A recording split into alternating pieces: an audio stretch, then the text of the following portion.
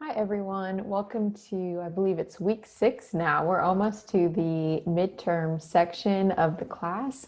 Now don't get worried, we don't have an actual midterm exam, but you will have a final exam.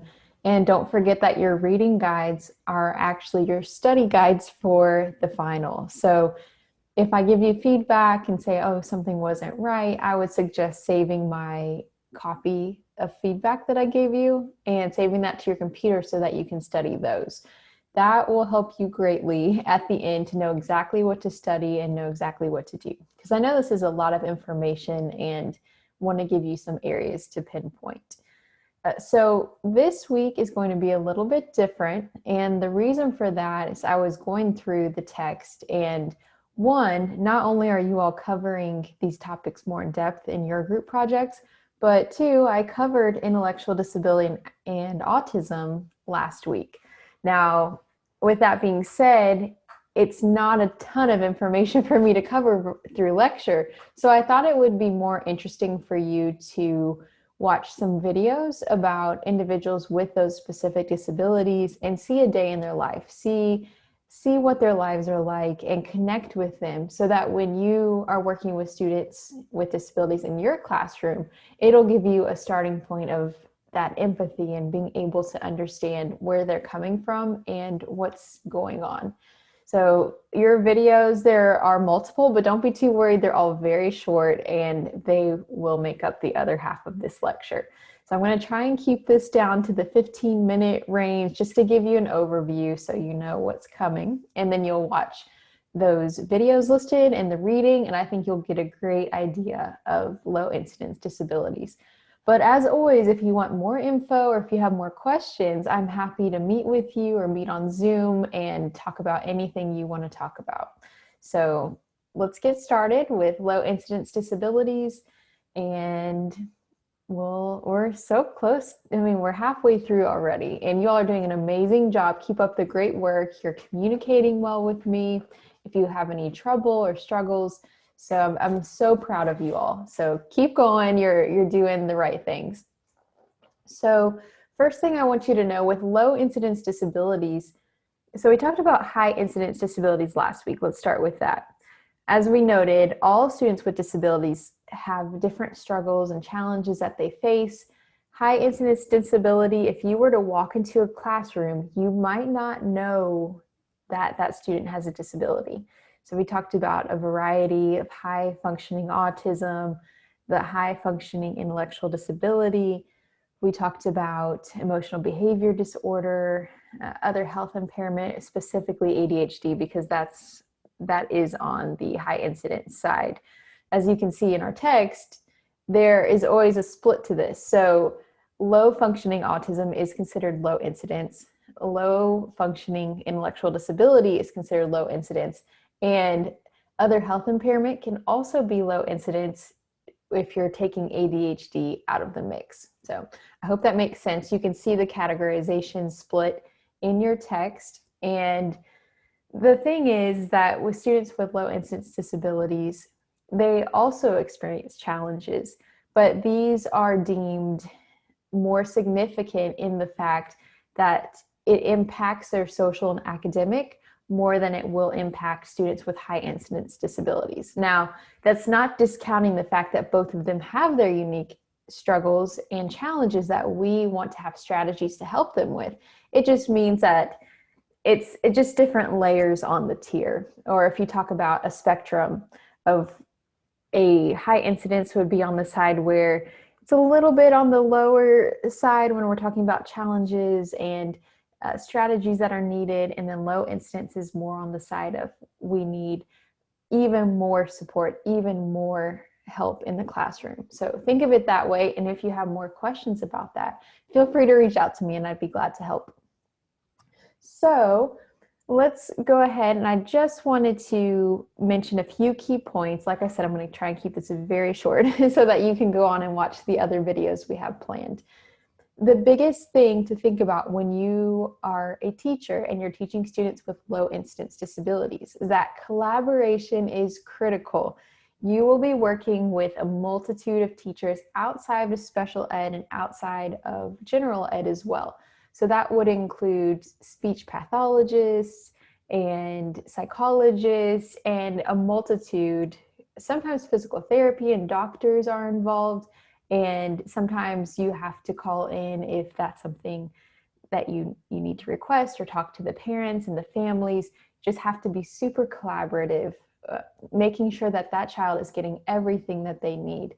So obviously, if you're collaborating on anything, whether it's for high incidence in special education or low incidence, if you're going to collaborate and make it effective, you have to plan well. If you don't plan well, there's really not even, it might even come out worse than if you did nothing at all. So that being said, you have to plan to make it highly effective.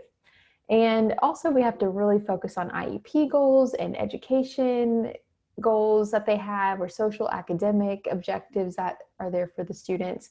And they need your support in the classroom as well.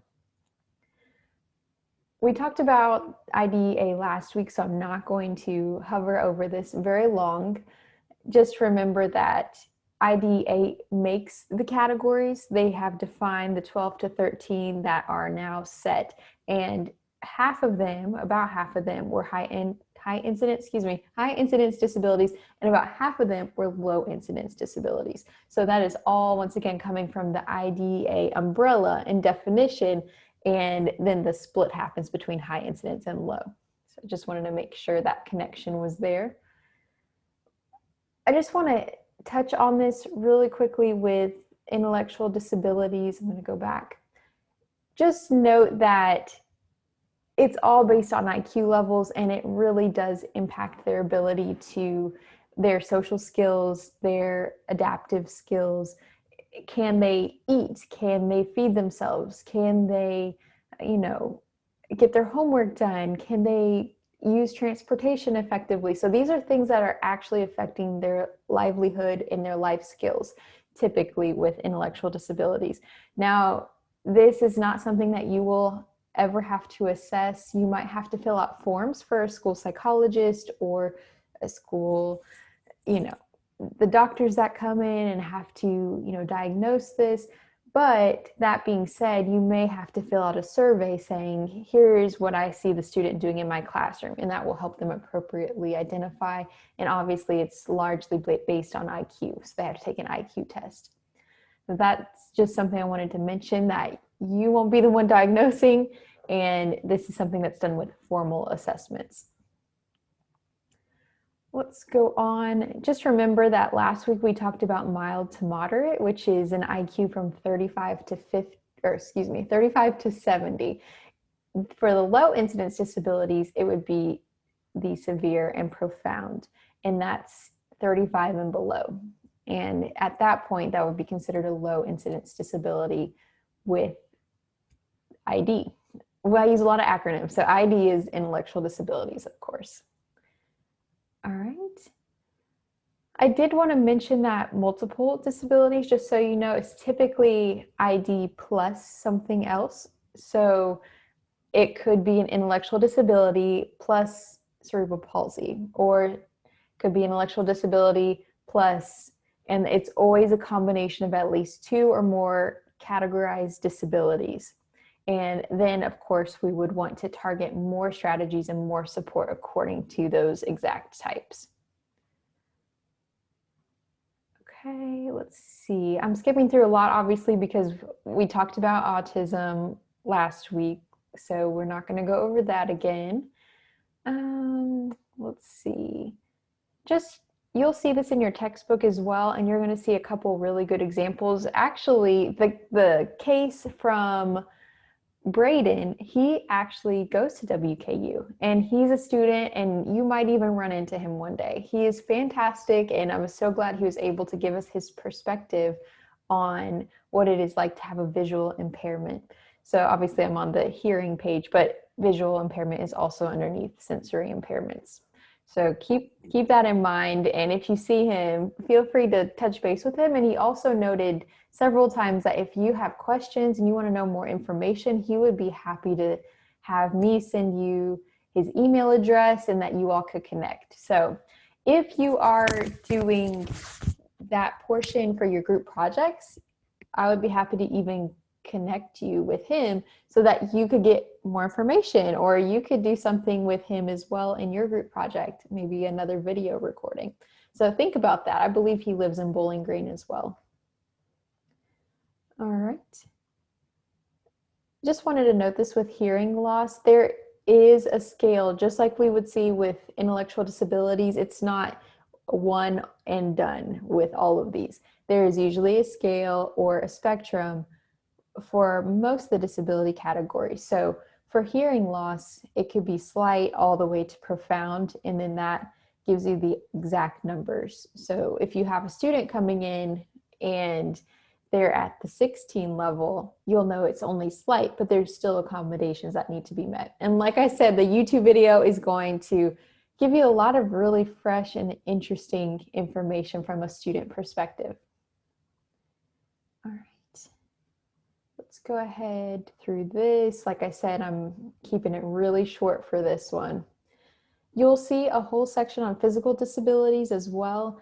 In your textbook and in your reading guide, you will have to, tell the difference between them. And this is all something you're going to revisit on your final exam. So it's really important that you keep track of these and can distinguish between them. All right.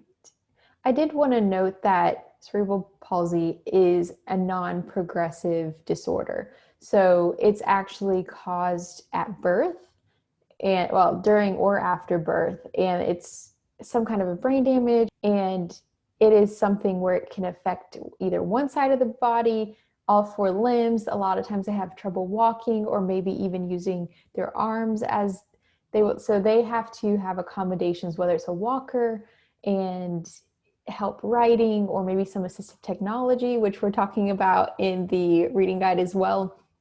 So just note that that is not progressive though, whereas this one, muscular dystrophy, is progressive. So this one is really sad. You'll see it in the video where this is progressive. So maybe when they're kids, they are, playing and they're doing all the things that kids will do, but sometimes you'll start to see these symptoms at about 2 to 6 years of age. And usually in their 20s, I mean, it's degenerating over time. So they will most likely lose their ability to walk. They might not be able to use their muscle function. There's another video I saw that I did not include, but it was a kid who was about probably 6 to 7 years old, and he even needed help opening bags, and they're trying to really work on his muscle motor skills to keep those strengthened and keep them going. But typically by the age of 20, they're in a wheelchair or need some help. And statistically speaking, most people with this disability do not live past their 20s or 30s. So it is extremely hard for parents. So you being there for parents of students with muscular dystrophy is huge, and being sympathetic and understanding and providing those accommodations. So just wanted to highlight that so that you knew spina bifida is also a non-progressive disorder, and they also could end up losing sensation or muscle control and need a wheelchair. So just keep that in mind. All right, we walked through a lot of ADHD last week, so we're not going to, and we even touched on a little bit that there are different diagnoses for health impairments. So there are several of them. You'll see that in your textbook. So I'm not gonna, as they say, beat a dead horse about this. That's why I'm keeping it very brief, just a slight overview to prepare you for what's coming. And you will also be reading about and seeing some videos about traumatic brain injury. One thing I did want to make sure you knew, traumatic brain injury is never categorized this way if it occurred during birth. So if they were born with something to do with the brain is not functioning the way it needs to, that would not be considered a traumatic brain injury. These only occur, and typically it's through some kind of blunt force to the head, whether it's through an automobile accident that occurs sometimes, or even another way that this can happen is assault. And that typically happens when they're babies up until close to 5 years old. So it's very sad to see that side as well, that some kind of abuse had happened to a child. And there are, physical therapy, and there are ways that students can progress and get healing. But until they get to that point, there are strategies and ways that we can help students with a traumatic brain injury while they are still in our classroom. So keep this in mind. If you want more information, I am more than happy to give that to you, but I think you'll get a lot from your textbook and those other videos as well. And we will talk more about strategies for each of these disabilities in a later chapter. So just know that this is basically covering what it is, and so that you have that frame of reference in your mind for when we do talk about strategies. Let me know if you have any questions. Your reading guide format is the same as last week. And really, besides that, you have your group projects that are due October 5th at noon. And that's the same time your reading guides are due. So you all have been great asking questions. So let me know if you need anything else, and I'm here to support whatever you need. So have a great week, and I will talk to you all later. Bye.